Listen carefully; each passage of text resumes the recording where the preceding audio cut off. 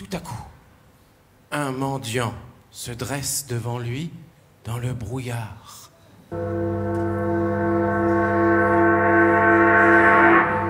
C'est un bohème à barbe tressée, avec des anneaux d'argent aux deux bras et les prunelles flamboyantes.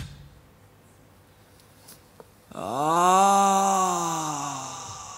ton fils, beaucoup de sang, beaucoup de gloire, toujours heureux, la famille d'un empereur.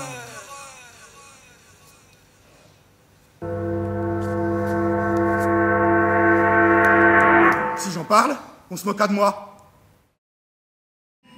Il sera, plus tard, un conquérant. Mais le soir, au sortir de l'Angélus, quand il passera entre les pauvres inclinés, il puisera dans son escarcelle avec tant de modestie et d'un air si noble que je compte bien le voir par la suite archevêque.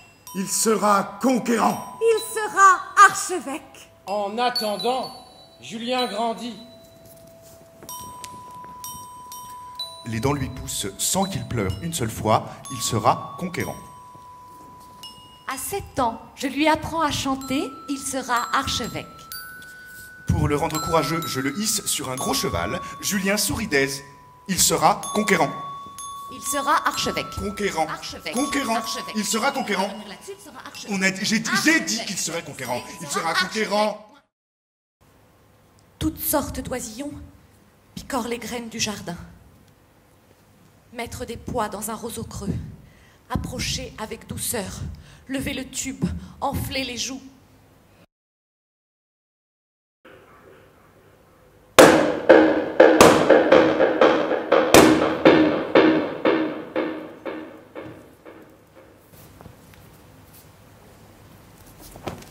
Un matin, comme il se retourne par la courtine, il voit, sur la crête du rempart, un gros pigeon qui se rengorge au soleil. Julien s'arrête pour le regarder. Le mur, en cet endroit, ayant une brèche, un éclat de pierre se rencontre sous ses doigts.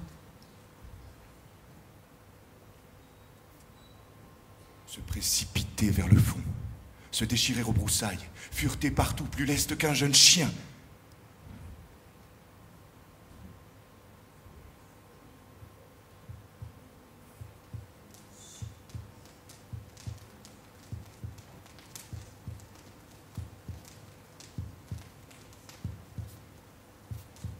Le pigeon, les ailes cassées, palpite, suspendu dans les branches d'un troène.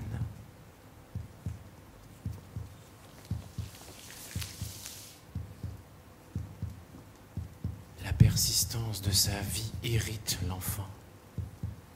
L'étrangler et les convulsions de l'oiseau font battre son cœur, l'emplissent d'une volupté sauvage et tumultueuse. Au dernier roidissement, il se sent défaillir.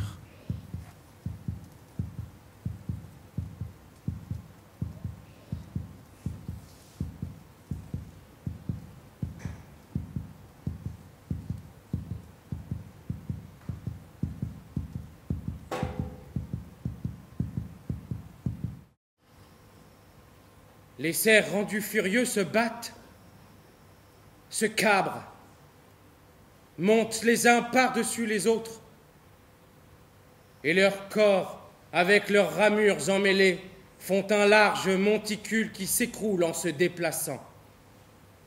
Enfin, ils meurent, couchés sur le sable, la bave aux naseaux, les entrailles sorties, et l'ondulation de leur ventre s'abaissant par degrés. Puis, tout est immobile. La nuit va venir, et derrière le bois, dans les intervalles des branches,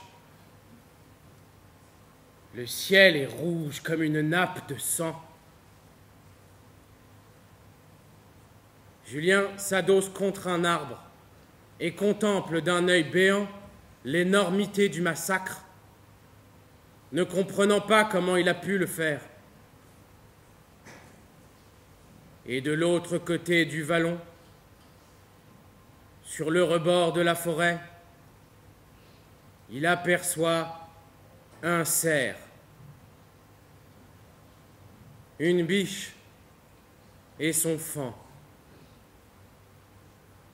Le cerf, noir et monstrueux de taille, porte 16 andouillés avec une barbe blanche. La biche, blonde comme les feuilles, broute le gazon, et son faon, tacheté, sans l'interrompre dans sa marche, lui tette la mamelle. L'arbalète, encore une fois, ronfle. Le faon, tout de suite, est tué. Alors sa mère, en regardant le ciel, brame d'une voix profonde, déchirante, humaine. Julien, exaspéré, d'un coup en plein poitrail, l'étend par terre. Le grand cerf l'a vu, fait un bond. Julien lui envoie sa dernière flèche. Elle l'atteint au front et y reste plantée. Le grand cerf n'a pas l'air de la sentir. Il avance toujours. Et Julien recule dans une épouvante indicible. Maudit! Maudit! Maudit! Un jour, cœur féroce, tu assassineras ton père et ta mère.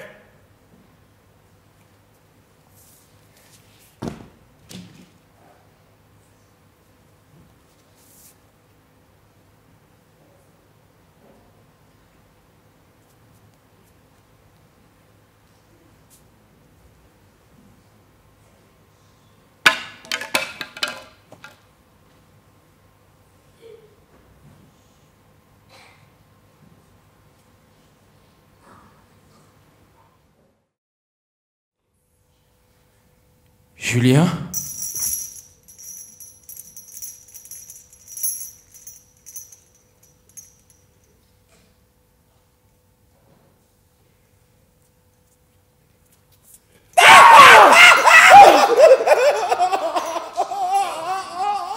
T'es qui, toi? Eh bien, l'empereur d'Occitanie! Mais qu'est-ce que tu fais? Enchaîné comme ça, comme un saucisson?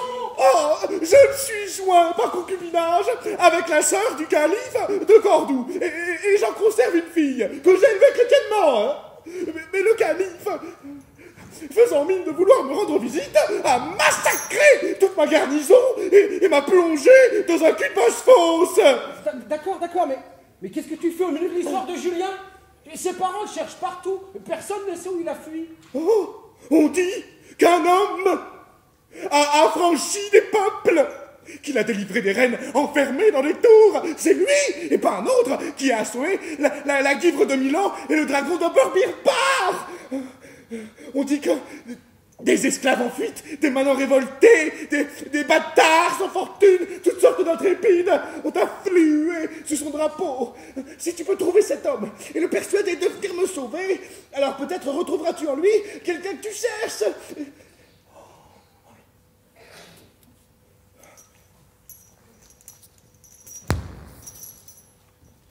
Julien accourt, détruit l'armée des infidèles, assiège la ville, tue le calife, coupe sa tête et la jette comme une boule par-dessus les remparts. Puis il tire l'empereur de sa prison et le fait remonter sur son trône en présence de toute sa cour.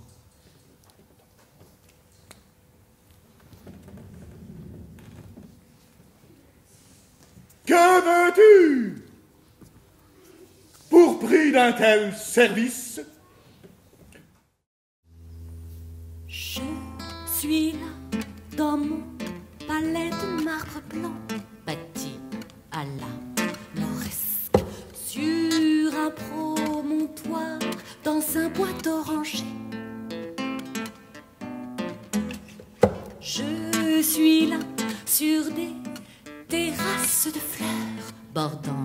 la mer.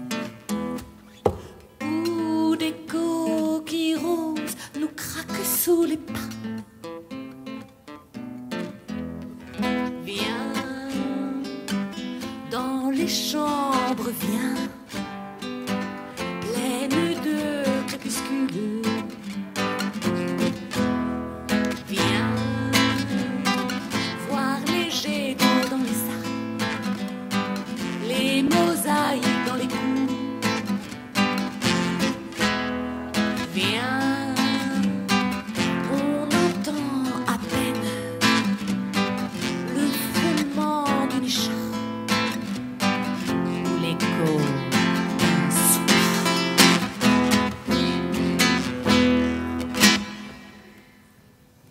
Je suis là, derrière le château où s'étend une forêt infinie. Je suis là, continuellement, sous le ciel bleu et la brise de la mer et les montagnes qui ferment au loin l'horizon.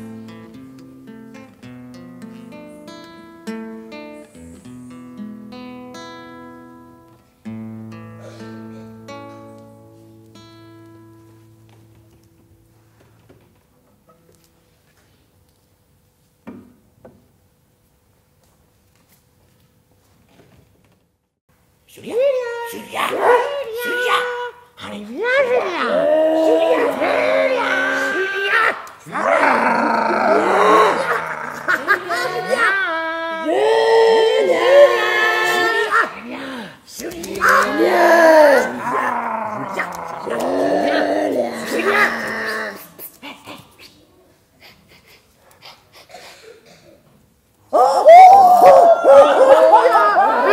Qu'est-ce qui se passe, hein, Julien?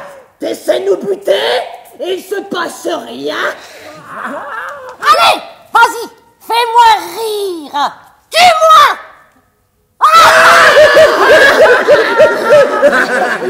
Alors, t'as perdu la main, on dirait. Dérouillé, tu veux de l'aide? Eh ben pourquoi tu cours? On te fait peur? Oh, il a les chocottes. Non mais t'es pas un homme ou quoi? Il a les chocottes. Il devrait plutôt avoir les boules. T'as honte ou t'as rien entre les jambes? On tourne pas, tu vas te blesser, petit bonhomme. Il a les chocottes. Il a les chocottes. Il a les chocottes. Il a les chocottes. Il a les chocottes. Hé, si on en profitait, si on le butait. Se dégonfler. Il mérite même pas qu'on le tue. Il pue la peur. Il a dû chier dessus. Oh, il s'est chié dessus. Oh, il s'est chié dessus. Il s'est chié dessus.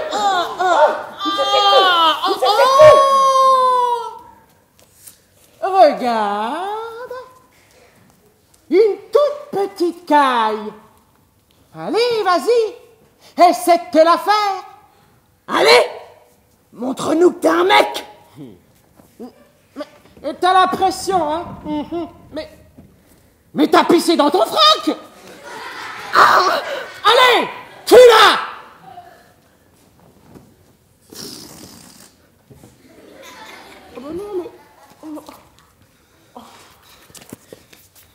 Qu'est-ce que tu fais? Tu t'enfuis. C'est pas bon de fuir, tu sais.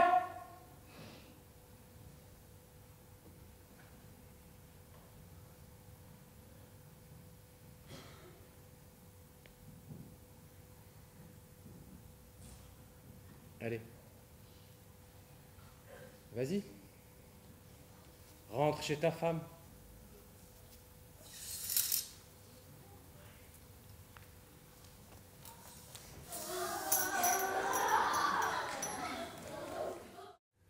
Surtout ne dis rien. Ne t'approche pas. Ne me regarde même pas.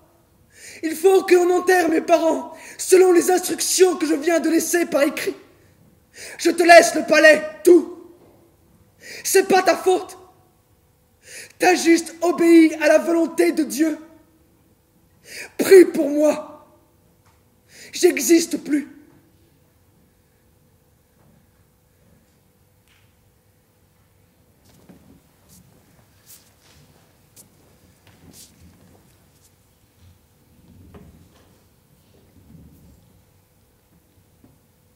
Je m'appelle Julien. J'ai été maudit par un cerf que j'avais tué. Et même si j'ai fait tout ce qu'il était humainement possible de faire pour échapper à cette malédiction, j'ai fini par assassiner mon père et ma mère. J'ai tout quitté. Et maintenant, je mendie ma vie de par le monde. Je m'appelle Julien. J'ai été maudit par un cerf que j'avais tué. Et même si j'ai fait tout ce qu'il était humainement possible de faire pour échapper à cette malédiction, j'ai fini par assassiner mon père et ma mère. Qui veut bien me faire l'aumône d'un peu d'eau? Je m'appelle Julien. J'ai été maudit par un cerf que j'avais tué. Et j'ai fini par assassiner mon père et ma mère. Qui veut bien m'ouvrir sa porte? J'ai assassiné mon père et ma mère.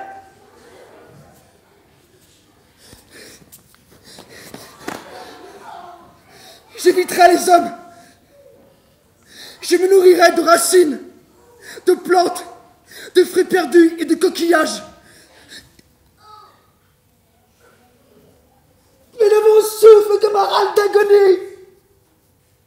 Et le soleil tous les soirs étale du sang dans les nuages. Qu'est-ce que je dois faire? Je porte à la jambe un cilice dont les pointes de fer me meurtrissent à chaque pas.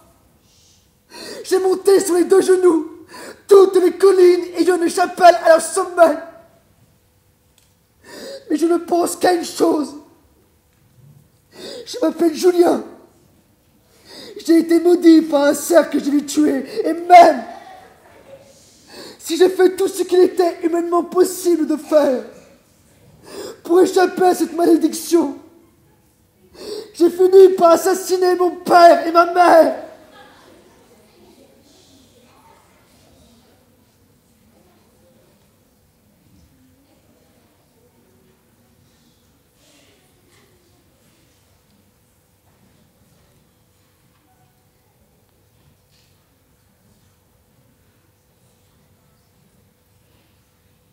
Je ne me révolte pas contre Dieu qui m'a infligé cette action.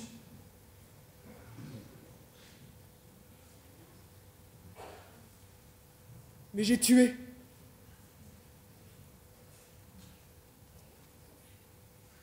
Je veux. Je ne peux pas continuer.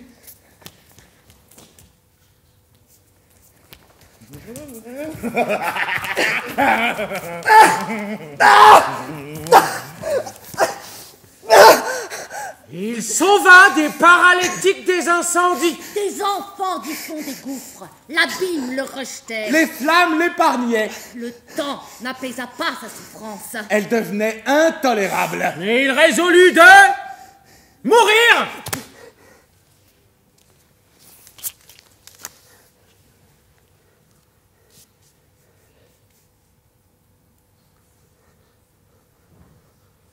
Et un jour, qu'il se trouvait au bord d'une fontaine, comme il se penchait dessus pour juger de la profondeur de l'eau, sans reconnaître son visage, Julien se rappelait confusément une figure ressemblant à celle-là. Papa! Et il ne songea plus à se tuer.